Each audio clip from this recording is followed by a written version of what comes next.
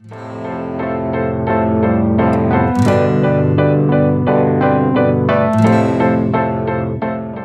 guys, Pallav here, and today we have the brand new Gionee S6s. We already did an unboxing and had a first look at this device. In this particular video, we're gonna tell you more about the performance, battery life, camera, and a full review basically.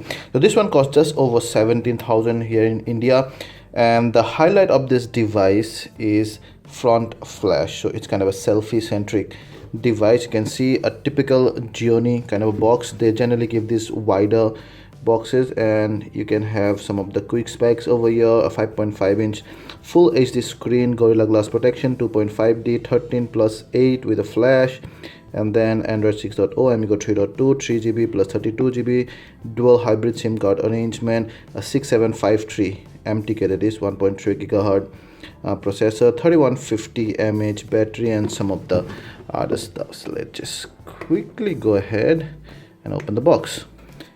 There you go, that's the phone, and we have the gold mocha color. We'll come back to the phone in just a bit. You have some manuals here, the wall adapter, the earphones, and they are actually pretty good quality. You have the micro USB cable, no USB-C type here. You have the SIM tray opener pin rather. Some free goodies. Yeah, this TPU cover is not very hard, but it's comfortable nonetheless. That's the content of the box really. That is the S6s. It's Gionee's flagship phone, and at 17,500, I think this guy looks very premium. You have an all metal body with this nice, they call this gold, mocha gold rather. There's another color called latte gold, which more looks like gold. This one more looks like a bronze color, but I love the accent. And then see this nice accent around the camera module. The sides has this nice diamond cut edges.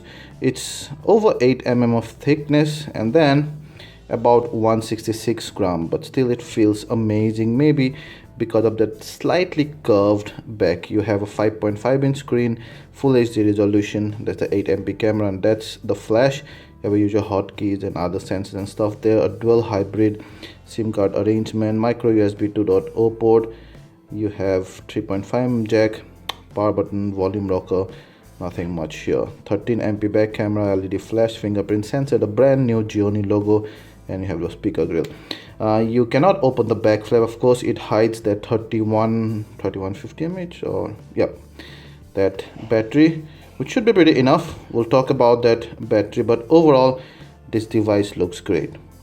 That's the display, and let's quickly unlock. It's very fast, but sometimes sometimes while unlocking, while getting to the home screen, you saw that blinking, that slight blinking was, I don't know why is that. When I again do that, no, this time it's not there, so that's probably a freak thing. So overall, yeah, it's a very bright screen. You have Amigo 3.0 here, and when you go to even half, very bright and crisp, and obviously the viewing angle is amazing. I love the display.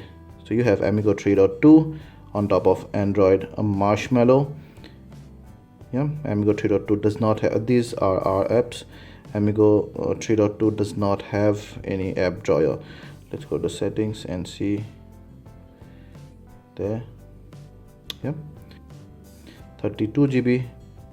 Average memory usage is 1.5 GB out of 3 GB, but you do not get 3 GB, actually you get about 2.8 GB, so more than 50% of the RAM is used. But I've been really stress testing this device most of the time, so I think that much of RAM usage is just about fine. You'd get Swift key, but you wouldn't get the other one. So you typically get the usual Google Android apps, plus lots and lots of in-house apps like this theme park and all this shit.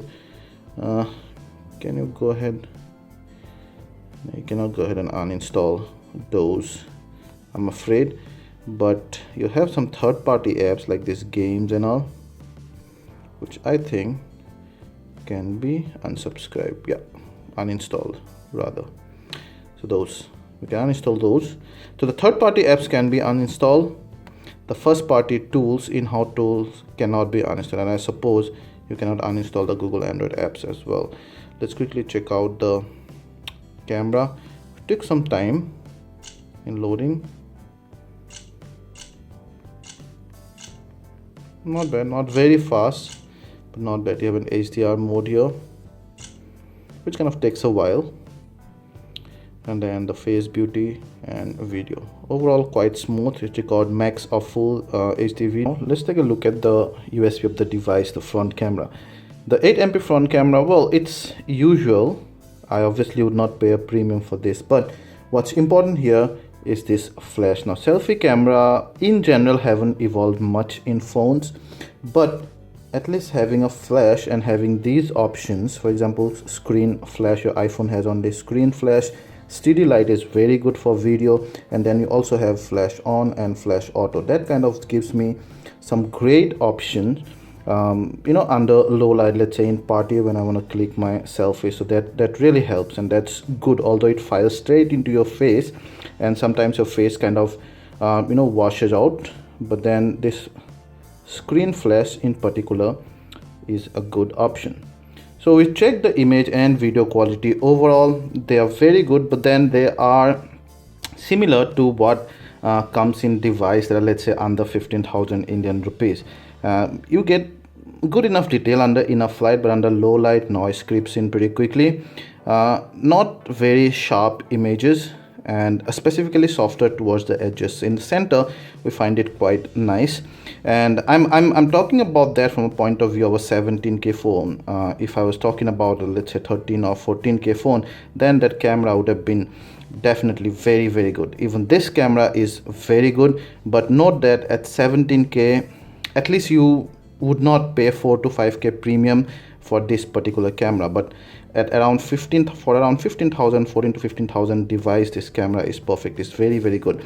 Specifically that little trick of this flash and those flash options in the selfie, I think I might just want to give that a premium, because that's really, really important these days.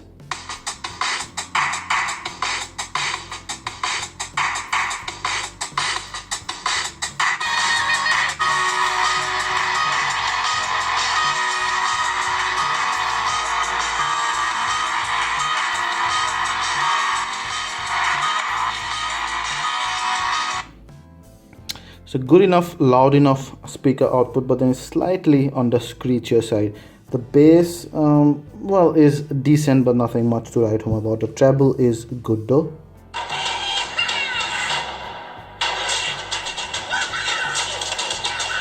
Nice surround sound. You guys, did you see that? I just was like, what? Good vocal.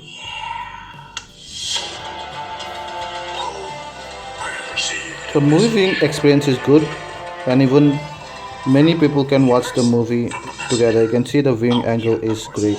Overall, yeah, good audio output, but then slightly on the screechier side.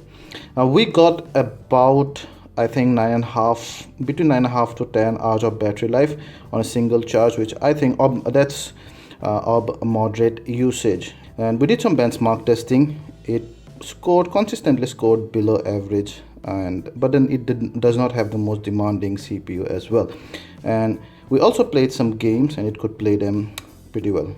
Frankly, at just over 17,000, I find this device slightly more expensive, because other competitive devices are around about between 13 to 15K mark. So this is slightly more expensive. But if you really value selfie, if you take a lot of selfie, and a lot of those are going to be under low light, you know, in parties or maybe, you know, out on the street at night, then you'd really value that flash here. But apart from that, most of the spec sheet, even the quality, are similar to the devices that are probably 3, even 4K less than this one. Now, charging a premium for a flash in the selfie, I don't know, sometimes possibly it's good, but then you also get the Zenfone Selfie, which is a 13MP front camera plus a dual tone flash, and that comes for 13K. So just charging a premium for the selfie, I don't think it's too justified. But apart from that, also you do not get an all metal body there, right? So you get that metal body here. It's very premium looking, everything very, very good. But then I think just touch 2K pricier. If you like this video, please hit the like button, ask anything related to this, and we'll try to answer them all. And please subscribe to our channel and share this video to share the love. Thank you.